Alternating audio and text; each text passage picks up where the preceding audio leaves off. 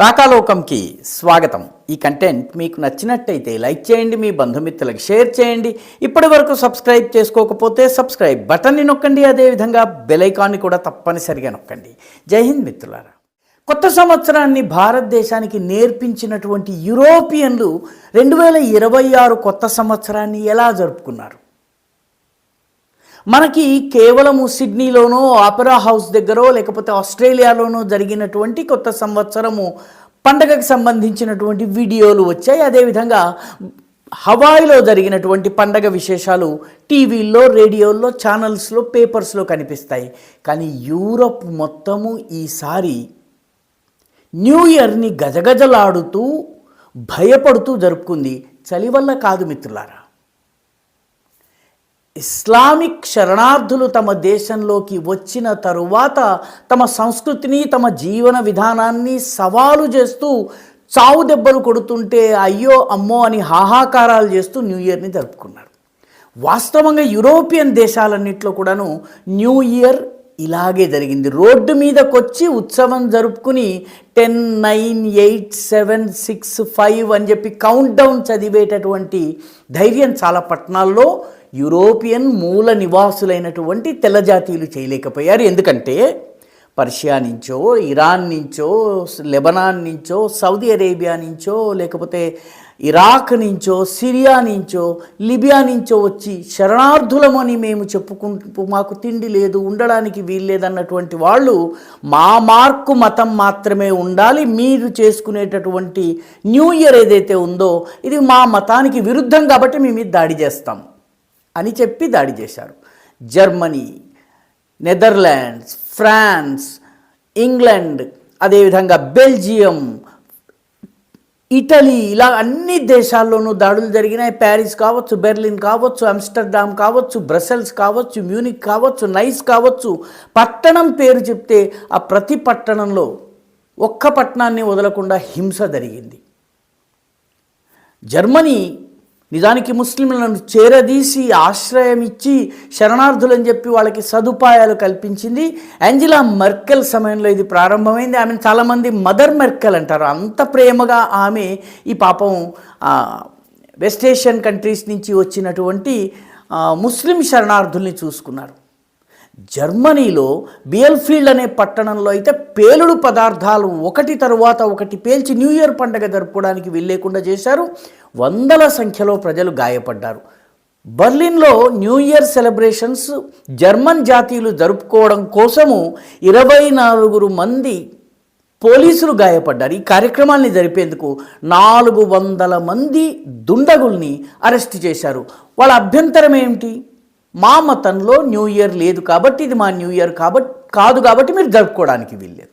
Hamburg, Frankfurt, లిప్జిగ్, Munich వీటన్నిట్లలో కూడాను టపాకాయలు పేల్చడాన్ని పూర్తిగా నిషేధించారు. ఎందుకంటే ఈ టపాకాయల్ని పేలుస్తున్న వాళ్ళందరూ కూడాను ఇస్లామిక్ దేశాల నుంచి పారిపోయి శరణార్థులమని చెప్పుకుని వచ్చి జీవిస్తున్న మతోన్మాదులు. నెదర్లాండ్స్లో అయితే 1872లో స్థాపించిన వాండర్ కర్క్ చర్చ్ దగ్ధమైపోయింది. ఎవరు దగ్ధం చేశారు, ఎందుకు దగ్ధమైంది తెలియదు. దుండగులు జరిపిన దాడుల్లో ఒక 18 ఏళ్ల వ్యక్తి, ఒక 38 ఏళ్ల వ్యక్తి చనిపోయాడు. ఆమ్స్టర్డామ్లో, రాటర్డామ్లో 11 మందికి కళ్ళకు గాయాలయ్యాయి. ఎందుకంటే వీళ్ళు మిసైళ్లను వాళ్ళ మీదకి, ఫైర్ వర్క్స్ వాళ్ళ మీదకి గురి పెట్టడం వల్ల. బ్రెడాలో పెట్రోల్ బాంబులు విసిరారు, దాంతో చాలామంది గాయపడ్డారు. ఇక బెల్జియంలో బ్రసెల్స్లో 63, యాంట్వర్ప్లో 104 గూండాలు, రౌడీలు, మతోన్మాదులు అరెస్ట్ అయ్యారు. ఇటలీలోని ట్యూరిన్లో లెఫ్ట్ వింగ్ వామపక్షవాదులు తీసినటువంటి ఊరేగింపు హింసాత్మకంగా మారి న్యూ ఇయర్ సెలబ్రేషన్ జరుపుకునే వాళ్ళందరి మీద దాడులు జరిగినాయి. చాలామంది గాయపడ్డారు. ఇక ఫ్రాన్స్దైతే అదొక వింత కథ. ఫ్రాన్స్ నిజానికి చాలా నార్త్ ఆఫ్రికన్ ముస్లిం దేశాలకు ఆశ్రయం ఇచ్చింది, వాళ్ళని తమ దేశంలో ఉంచింది. వాళ్ళు ఎంతమంది అరెస్ట్ అయ్యారు ఈ సంవత్సరం అంటే, ఈ సంవత్సరము 505 అరెస్ట్ చేశారు. గత సంవత్సరం 420 మందిని అరెస్ట్ చేశారంటే అల్లరి చేసే వాళ్ళ సంఖ్య, అరెస్ట్ అయిన వాళ్ళ సంఖ్య పెరిగింది. 403 కస్టడీలోకి తీసుకున్నారు, అంటే అదుపులోకి తీసుకున్నారు. గత సంవత్సరం 310 మందిని తీసుకున్నారు. నైస్ అనే పట్టణంలో పోలీసులు గాయపడ్డారు. బోర్డో అనే పట్టణం, ఇది దక్షిణ ఫ్రాన్స్లో ఉంటుంది, 13 పెట్రోల్ బాంబులు దుండగులు విసిరే ప్రయత్నంలో దొరికిపోయారు. ఇక ప్యారిస్లో భయంకరమైనటువంటి దాడులు జరిగినాయి. పోలీసులు ముందస్తుగా గాలింపు జరిగితే న్యూ ఇయర్ పండుగ జరుపుకునే వాళ్ళ మీద దాడి చేయడానికి ఉద్దేశించి జమ చేసిన 1,00,000 మోర్టార్లు దొరికినాయి. 1,00,000, 1-2 కాదు, 1,00,000. అంటే మొత్తము ప్యారిస్ నగరాన్ని భస్మీపటలం చేయడానికి కావలసినంత సామగ్రి.